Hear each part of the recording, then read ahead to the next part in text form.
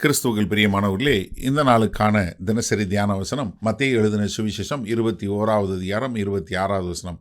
மத்தேயு 21:26, மேத்யூ 21:26.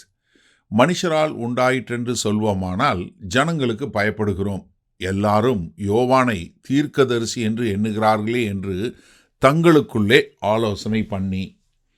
இப்போ கர்த்தராகிய இயேசு கிறிஸ்து கேள்வி கேட்ட உடனே அவங்க எதை காட்டுதுன்னா, அவங்க ஜனங்களை குறித்து அதிகம் பயந்தாங்க, கர்த்தரை குறித்து அல்ல. இது ரொம்ப அழகாக நேர்த்தியாக காட்டக்கூடிய காரியம். இப்போ நம்ம மனுஷனால் உண்டாயிற்று என்று சொல்வோமானால், இப்போ அவங்க எப்படி இதில் தப்பிக்கணும்னு பார்க்குறாங்க. இந்த தலைவர்கள் என்ன பண்ணலைன்னா, உண்மையை இது பண்ணல. அவங்க நம்ம பதில் சொல்லுவதனால என்ன நடக்கும்னு பார்க்குறாங்க.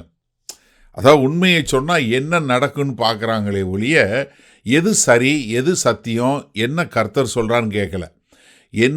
நான் என்ன மாதிரி பதில் சொன்னால் எனக்கு பிரச்சனை இல்லாமல் இருக்கும், என்ன மாதிரி சொன்னால் எங்கள் அதிகாரத்துக்கு பிரச்சனை வராது.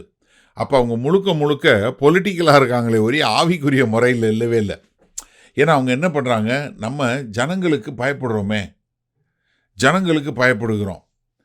அப்போ எனக்கு அருமையானவர்களே, எப்போவுமே தெரிஞ்சு கொள்ளுங்க, தேவனை காட்டிலும் ஜனங்களுக்கு பயப்படக்கூடிய காரியம் என்ன பண்ண தெரியுமோ, உங்களை ஒரு கோழையாக மாற்றும், ஒரு மக்களை பிரியப்படுத்துகிறவங்களாக மாற்றும், உங்களுக்கு ஒரு அறமான ஒரு அதிகாரம் இல்லாமல் போயிடும். உங்களுடைய தலைமைத்துவம் எப்படி தெரியுமா இருக்கும், பொதுமக்களுடைய கருத்து பிரகாரமாக இருக்குமே ஒழிய தேவனுடைய ஒரு உண்மையான காரியத்தில் இருக்கவே இராது.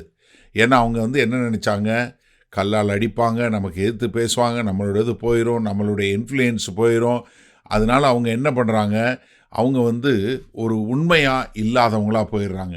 என்ன காரணங்க என்ன, எல்லாரும் யோவானை தீர்க்கதரிசி எண்ணுகிறார்களே. ஏன்னா யோவான் ஸ்நானகனுடைய தீர்க்க தரிசனமான அதிகாரத்தை அவங்க ஜனங்கள் பூரா ஏற்றுக்கொண்டாங்க, ஆனால் தலைவர்கள் ஏற்றுக்கொள்ளலை.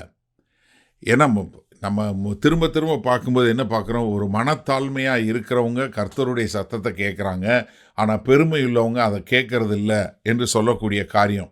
யோவான் ஸ்நானகனுடைய ஊழியம் ரொம்ப வல்லமையாக தீர்க்க தரிசனமாக தேவனால் அனுப்பப்பட்டதாக இருந்துச்சு. அதனால தான் நம்ம இப்போ யோவான் ஸ்நானகன் இல்லைன்னு சொல்லி சொன்னால் நம்ம தேவனுடைய காரியத்தை இல்லைன்னு சொல்கிறோம்.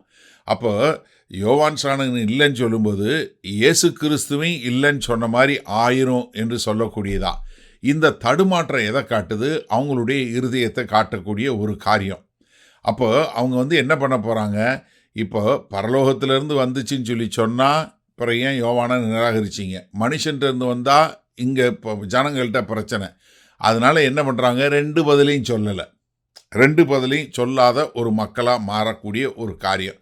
சரி, இதனால் இந்த வசனத்தை நம்ம எப்படி எடுத்துக்கொள்ளும், நல்லா தெரிஞ்சுக்கொள்ளுங்க. ஜனங்களுக்கு பயப்படுகிற பயம் ஒரு தலைவனை ஆவிக்குரிய குருடனாக மாற்றிவிடும். இது ரொம்ப ரொம்ப அவசியமான ஒரு காரியம். அதனால தான் இவங்க என்ன பண்ணுறாங்க, நம்ம ரெண்டுக்கும் பதில் சொல்ல வேணாம், இது தேவன்கிட்டருந்து வந்துச்சுன்னு பதில் சொல்ல வேணாம், இது மனுஷன்கிட்டருந்து பதில் சொல்ல வேணாம், நம்ம எப்படி நம்மளுடைய காரியத்தை வழிநடத்த முடியும் அப்படின்னு சொல்லக்கூடியதாக. அப்போ இங்கே பாருங்கள், இங்கே ஒரு நேர்மை எங்கே இருக்குது, நேர்மையே இல்லை. அதாவது நீங்கள் சத்தியத்துக்கு உண்மையுள்ளவங்களா நேர்மையுள்ளவங்களா இருக்கும்போது அது என்ன பண்ணும், சில நேரங்களில் நீங்கள் விலைக்கரையம் செலுத்த வேண்டியிருக்கும். ஆனால் அதை இல்லாதபடி பண்ணும்போது என்ன ஆகுது, நம்மளை கர்த்தரை விட்டு தூரமாக போகக்கூடிய ஒரு காரியம்.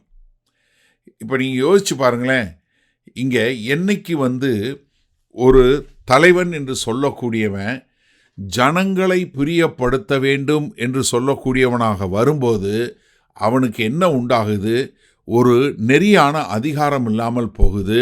அது மாத்திரமல்ல, அவன் ஜனங்களை பிரியப்படுத்துறதுக்காக காரியங்களை சொல்வாரே ஒழிய தேவனுடைய வார்த்தை என்ன சொல்லுகிறது, நீங்கள் இருதயத்தில் குத்துண்டப்படுறவர்களாய் நீங்கள் தேவனை நோக்கி திரும்ப வேண்டும் என்கிற காரியம் இல்லாமல் என்ன போகுது, அவனை ஒரு மோசமான ஒரு தலைவனாக மாற்றுகிறது.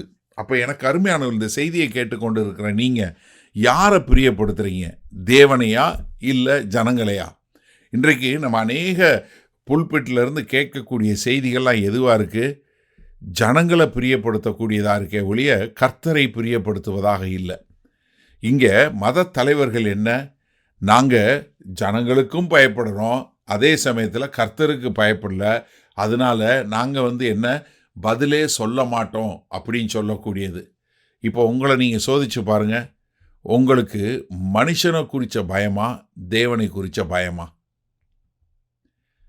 மகா கிருபையும் இரக்கம் நிறைந்த எங்கள் அன்பின் தகப்பனே, இதோ தேவனுக்கு பயந்து மனிதர்களுக்கு சரியான சத்தியத்தை சொல்லக்கூடிய ஒரு நல்ல ஆவிக்குரிய தலைவனாய் ஒவ்வொருவரும் இருக்க எங்களை ஒப்புக் கொடுக்கிறோம். இயேசு கிறிஸ்துவின் மூலம் பிதாவே, ஆமேன். கர்த்தர் உங்களை ஆசீர்வதிப்பாராக. நாம் இன்று மாலை மண்ணால் சந்திப்போம்.